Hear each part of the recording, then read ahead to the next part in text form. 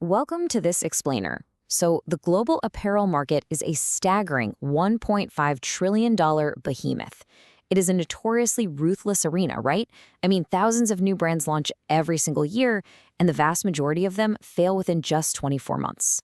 So, today, we're going to unpack the massive, highly competitive business engine operating right behind your favorite labels, and we'll be examining the intense financial mechanics that actually make the fashion industry tick.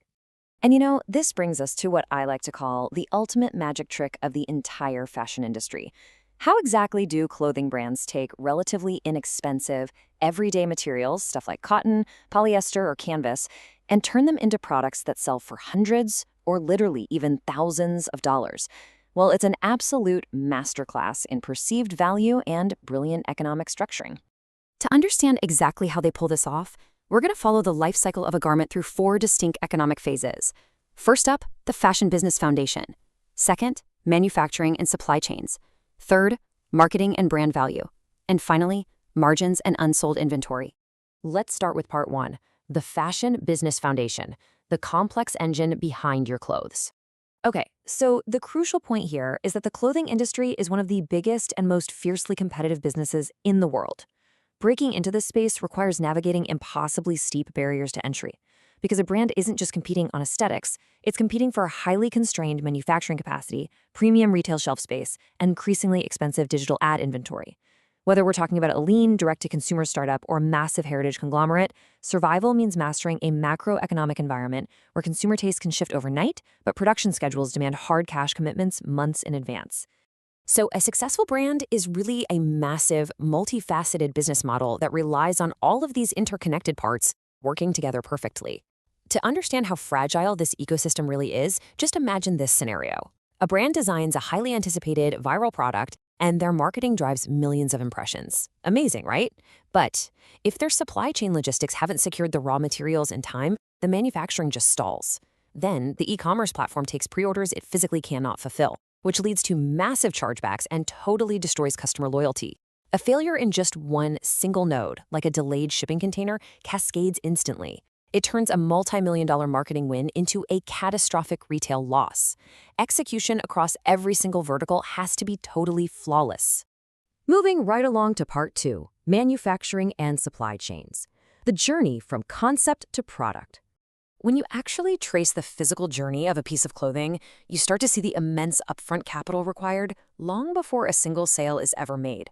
Step one, design and production planning, is where the initial cash burn begins. You've got material sourcing, tech packs, and prototyping.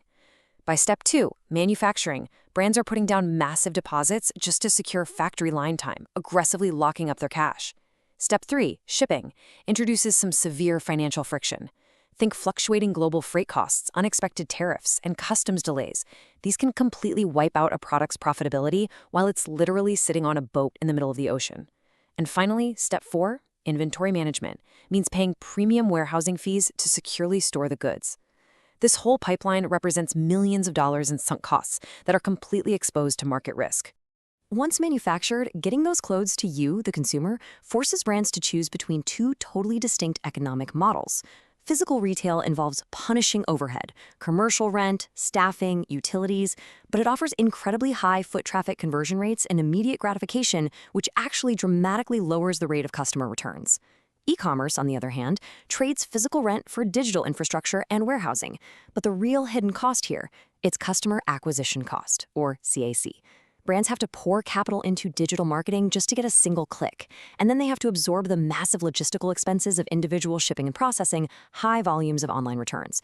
The unit economics of each path require completely different financial architectures to actually reach profitability. Now we reach the third phase, marketing and brand value, the magic multiplier. Brand value is the true secret weapon. It's that intangible worth that allows a company to transform inexpensive materials into highly sought-after products that command premium pricing. This is literally the alchemy of fashion. Think about it. A high-end luxury house and a fast fashion retailer might source their cotton from the exact same region, utilizing nearly identical manufacturing costs to produce a plain white t-shirt. Yet, one sells for $20 and the other sells for $500. No way that exponential markup is just paying for better thread, right?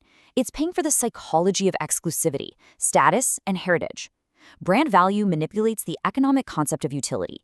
You aren't buying the shirt just to stay warm, you are buying it to signal your identity to the world. To artificially build that brand value, companies execute a relentless flywheel of strategies. Traditional marketing creates the baseline desire and brand narrative. Then, influencer partnerships act as this social accelerant, leveraging algorithmic reach to inject the brand directly into cultural conversations, making the product feel scarce and absolutely essential. Advertising serves as the paid promotion engine, retargeting consumers across platforms until the friction of purchasing just disappears.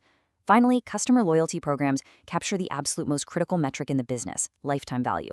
By turning a one-time purchaser into a repeat buyer, brands amortize those hefty initial customer acquisition costs, dramatically boosting their overall profitability with every single subsequent sale. And finally, let's step into our last section, margins and unsold inventory, the bottom line and the biggest risk. At the end of the day, every aesthetic choice and marketing campaign has to answer to strict financial realities. Brands are constantly navigating price elasticity.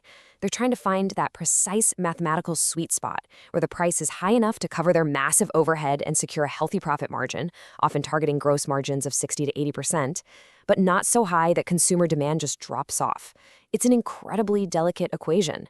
If raw material costs suddenly spike or digital advertising randomly becomes 20% more expensive overnight, a brand has to make a brutal choice. Either eat that cost and compress their own margin, or pass it on to the consumer and risk killing their sales volume entirely. Which leads us to the ultimate threat.